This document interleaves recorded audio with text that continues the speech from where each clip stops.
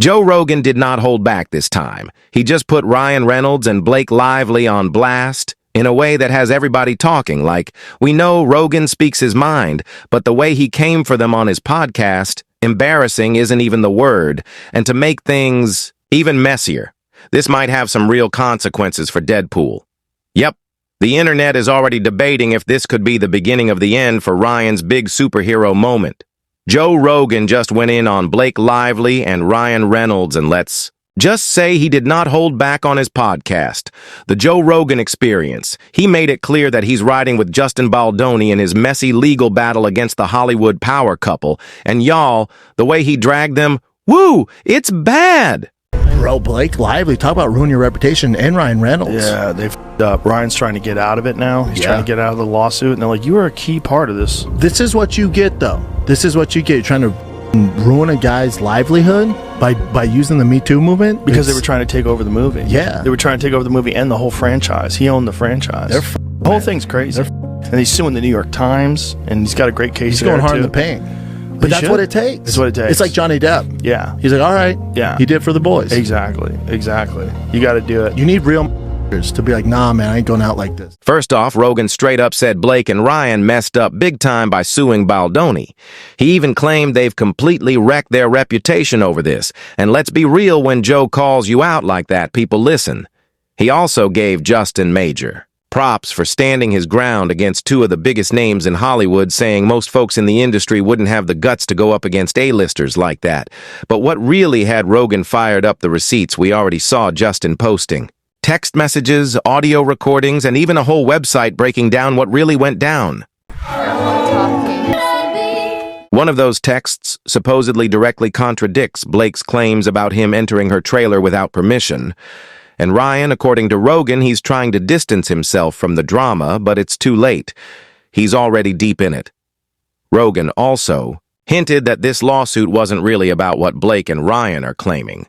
Instead, he suggested they were just trying to snatch control of the movie and franchise Baldoni owns, allegedly using the Me Too movement to their advantage. Rogan even compared this whole situation to Johnny Depp's court battle, basically saying Baldoni is fighting back against false accusations to save his career.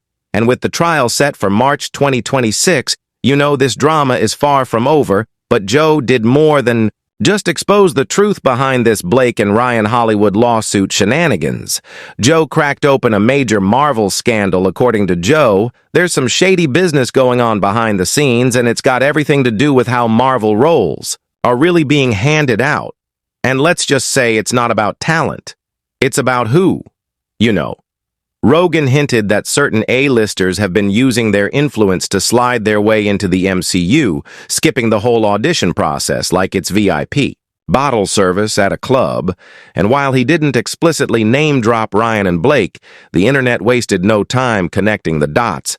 Fans pointed to whispers that Blake had been pushing hard for a Marvel role, allegedly making calls, pulling strings, and leaning on her husband's power within the franchise.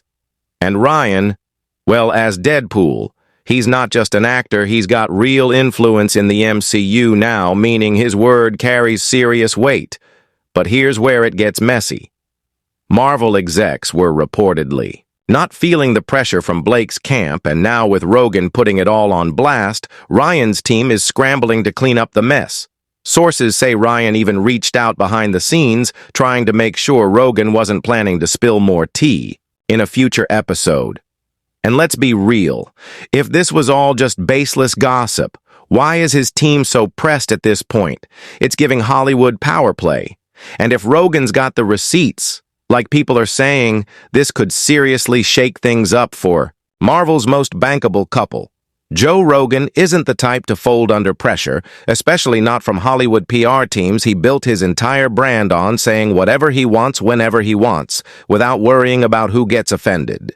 What if she just turned positive, just now? Positive for pregnancy. I just disagree that. What if it just happened today? You can like draw a line on when. You can't. Like, once life has begun, I don't think you draw lines. At the very moment. And this time he's standing 10 toes down. No retraction, no clarification, no damage control, just straight up silence. Which only made things worse for Ryan Reynolds.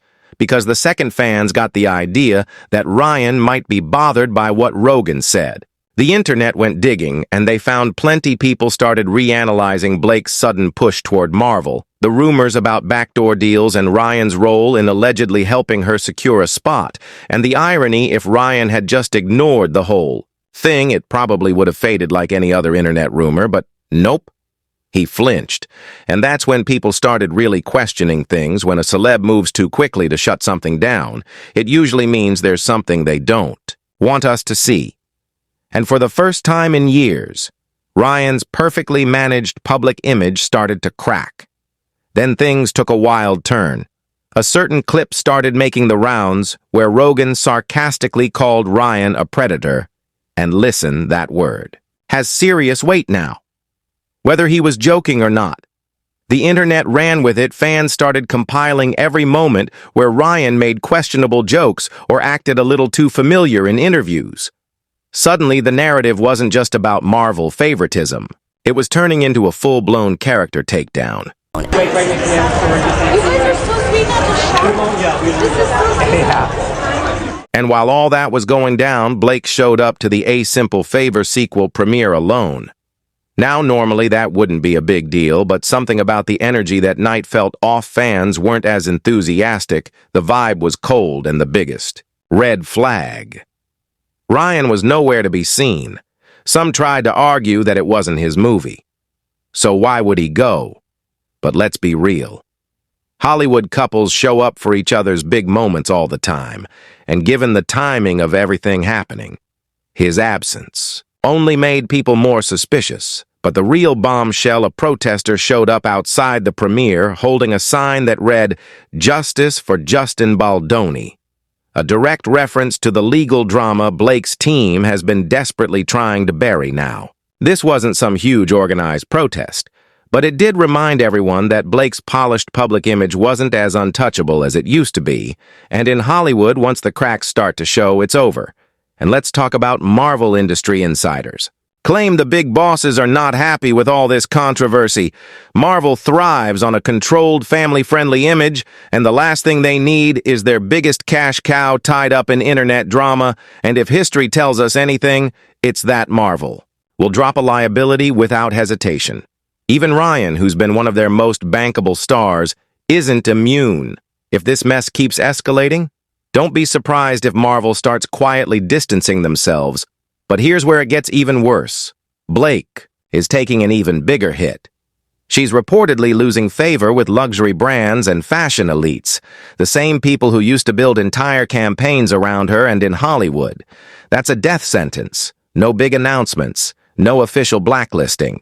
Just a slow, quiet erasure when the brands step back, the stylists stop calling, and your co-stars stop mentioning you in interviews. That's when you know it's bad. And right now, the silence around Ryan and Blake is deafening when the internet is. Watching every move is calculated, the jabs, the shade, it's all part of the game. How's it going? Great. Why? What have you heard? And right now, Ryan Reynolds and Blake Lively are playing defense like never before. The whispers about the Marvel scam weren't just dying down. They were getting louder. So instead of letting the narrative spiral, their PR teams went into overdrive, spinning, distracting, and doing everything possible to patch up the cracks before the damage became permanent. Blake, who's always been one of the most media-savvy actresses in Hollywood, suddenly went silent. No tweets, no Instagram posts, no quirky interviews for someone whose entire public image is built on being effortlessly relatable. The total disappearance didn't just seem odd, it felt strategic.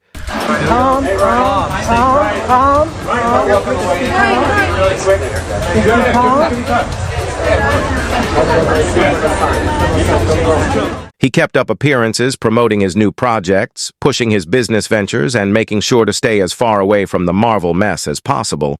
But fans noticed the usual effortless charm nowhere to be found. His smiles felt forced, his jokes didn't land, and the entire act seemed staged. And here's the thing.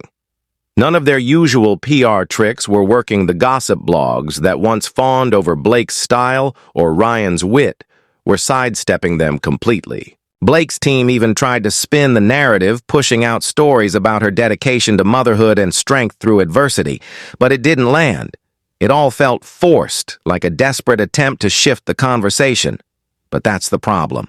With Hollywood, the longer you let a narrative linger, the harder it becomes to control. Ryan and Blake built their careers on being in control, but now the internet, the press, even other celebrities were dictating their story, and once you lose control of the story, the industry starts writing it for you. Suddenly, their image wasn't about talent or success.